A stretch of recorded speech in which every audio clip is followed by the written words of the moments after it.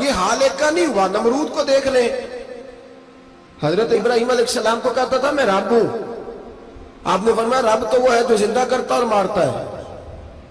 ایک موت کا قیدی بلایا، کہنے لگا ہاں بھائی کتنے دن رہ گئے تھے پھانسی میں؟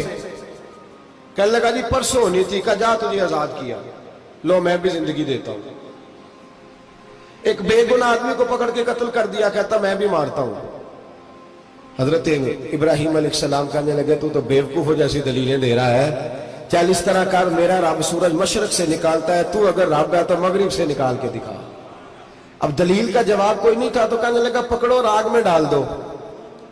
اللہ کے نبی کو آگ میں ڈالنے والا، یہاں ایک مچھر بیٹھا ہے، 400 سال حکومت کی اور خدائی کا دعویٰ کیا، یہاں مچھر بیٹھا تھا، چھینک آئی تو مچھر اندر چلا گیا۔ پہلے دربار کا ادب یہ تھا کہ جو آئے سجدہ کرے، اب اس کے سر پہ کوئی چیز مارتا تھا تو اسے سکون ہوتا تھا، مچھر تھوڑی دیر کے لیے اس کا دماغ چھوڑتا تھا۔ او بھائی یہ اس دھرتی پہ اللہ نے لوگوں کو نظارے دکھائے اور ہمیں سمجھانے کے لیے دکھائے، ہمیں تفکر کی، غور کی دعوت دی کہ دیکھ لینا، اپنے عمل کو پرکھنا۔ تمہارے عمل حضرت موسیٰ کے فرما برداروں جیسے ہیں، جناب ابراہیم کے فرما برداروں جیسے ہیں، یا بن کے بیٹھ گئے ہو؟ اب دربار کا ادب یہ ہے، بے بسی کا یہ حال ہے کہ جوتے لٹکتے ہیں دربار میں، جو آتا ہے جوتا کھینچتا ہے، اور ادب یہ ہے کہ 10 جوتے نمرود کے سر پہ مارو، اور 400 سال جوتے لگتے رہے۔ روتا تھا، جو آدمی آتا تھا منتیں کرتا تھا، کہتا تھا کہیں سے کوئی دوائی مل جائے گی۔ پاگلوں جیسی زندگی گزاری، پاگلوں جیسی سخت، وہ تو حساب، وقوع قیامت تو حساب ہوگا ہی۔ یہاں لوگ پاگل ہو کے مرتے ہیں، معاذ اللہ، نفسیاتی مریض ہو کے مرتے ہیں۔ یہاں آخری وقت اتنا سخت آتا ہے کہ دنیا موت کی دعائیں مانگتی ہے۔ میرے بھائی جب انسان ظلم کرتا ہے تو بھول جاتا ہے کہ شاید مجھے پوچھے گا کوئی نہیں، جب وہ زیادتی کرتا ہے تو بھول جاتا ہے، جب وہ کسی کا حق کھاتا ہے تو وہ کہتا ہے شاید اس کا تو وارث ہی کوئی نہیں جس کو میں لوٹ رہا ہوں۔ لیکن جب اللہ کی پکڑ آتی ہے، حجاج بن یوسف ظالم تھا، اس نے اچھے کام بھی کیے تھے۔ قرآن پاک پر زیر زبر آراب حجاج بن یوسف نے لگوایا۔ محمد بن قاسم کو ہندوستان سندھ کے علاقے فتح کرنے بھی حجاج بن یوسف نے بھیجا تھا۔ ساری خوبیاں اپنی جگہ پر، ظالم بہت بڑا تھا۔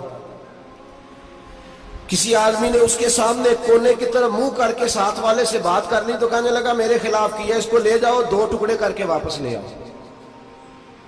توتی بولتا ہے نا، اقتدار، جب کسی کے ہاتھ اقتدار ہوتا ہے نا، وہ چاہے ایک گھر کے کیوں نہ ہو، وہ 10 بندے فیکٹری میں کام کرتے اور جو ان کا مالک ہوتا ہے وہ کہتا میں مالک ہوں، مجھے مانو۔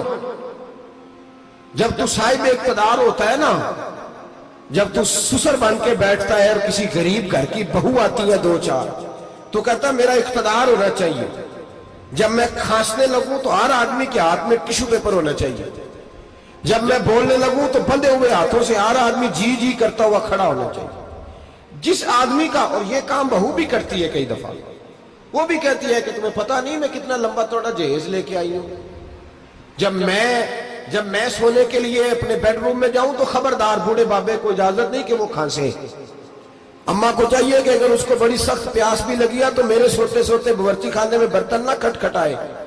جو جہاں بھی جس اسٹیج پہ بھی بیٹھتا ہے وہ کہتا ہے کوئی نہیں مجھے پوچھنے والا، میں مطلق العنان ہوں۔ جوان بوڑھوں کا مذاق اڑاتے ہیں، سمجھتے ہیں شاید کبھی بوڑھے نہیں ہونا، مذاق اڑاتے ہیں۔ تندرست لوگ بیماروں کا مذاق اڑاتے ہیں، شاید کبھی بیمار نہیں ہونا۔